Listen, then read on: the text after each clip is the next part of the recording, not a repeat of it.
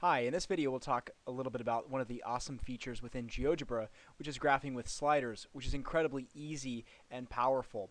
Our goal is basically to incorporate this thing called a slider, which is just as it sounds, it's something that you get to slide back and forth to allow the graph of a function or an object to become dynamic in GeoGebra. So there's static and dynamic. Static is just you're looking at a graph, nothing is changing or moving. Dynamic means things are changing and are moving. Here are the steps. So we're going to go through these really quickly and then do them in GeoGebra. So we're going to graph a function. Next step is to drop a slider into the graphics window. You want to do it in this order. It's just easier, trust me.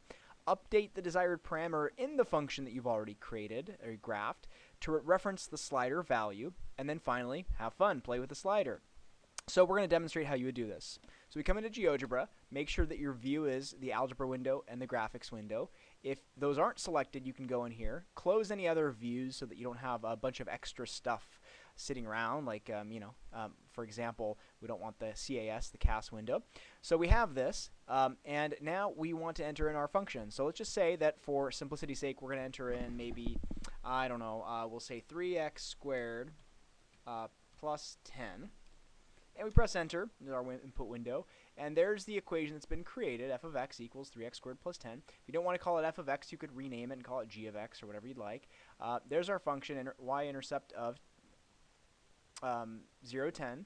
And now we want to incorporate a slider. So I want to basically be able to change something about this graph. And so to incorporate a slider, we have all these different tools up here. And the very last one you'll see shows a slider with a equals 2 above it. If you don't see that, click the little arrow and drop down the box and then select slider from that menu. Make sure you have the blue box surrounding that slider. Otherwise, if you're in a different view, you might have a little bit of trouble. So click anywhere on the screen roughly where you'd like to incorporate it. I'd like to put it right there. And this window pops up and it asks you to define a few things. So first of all, whether you're dealing with a number, angle, integer. For now, we'll just leave it as a number. If you wanted your slider to only do integer values, then you can say integer. But all that does is it just changes your increment. So we'll set it to a number. We'll give it a name. So maybe I want to call this, I'll just leave it as A. That's its default, but I could call it anything I want. And now I want to specify the interval on the slider. Where do I want the slider to range from? Well, maybe I want it to go from, I don't know, -6 to 8.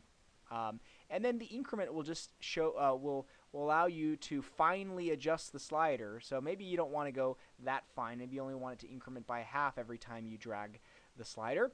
And so now we can look at other options. Basically how long do you want the slider to appear on the screen? And animation, basically, we can also animate that slider. So that's good enough. We'll click apply. We get a slider in here. Now we can close this. Don't close it before you click apply.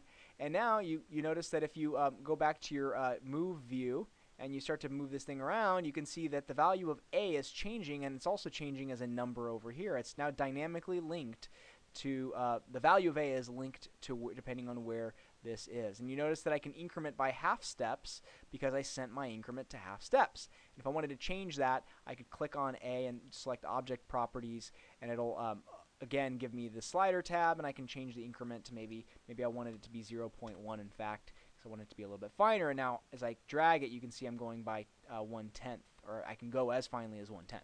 Okay, now I want to specify, well, what do I want A to control? Well, maybe what I really want to see is I want to see what effect that value of A would have if I basically specified, if I really wanted the number in front of x squared to be the value of A. Okay, so I would type in A times x squared. So basically I just double clicked on that function, and now that allowed me to change it. I don't want to type in A before I've created this slider because GeoGebra is going to be confused by, what are you talking about? You haven't created anything called A yet. So that's why we need the slider first. Now when we press enter, you immediately notice a change in the graph. That's because now f of x is equal to -6x squared plus 10. And where does that -6 come from? Well, that comes from the current value of our slider. So as I change the value of the slider now, you'll notice that the graph is dynamic. It's suddenly changing with respect to whatever the value of A is. So this makes investigation really easy because I can say, oh, look at that. As A becomes bigger, that parabola becomes narrower. And, okay, wait, what happens when back here at 0? Well, if A is 0, then it's just a horizontal line. And if A is negative, it does the same thing except in the opposite direction. And I can do the same thing for if I wanted to create multiple sliders. I can drop another slider in if I wanted to. Just beware, if you do create another slider, you don't want to change both of the sliders at once. You can't understand how something affects another thing if you're changing two things at once. So you always want to keep one thing fixed.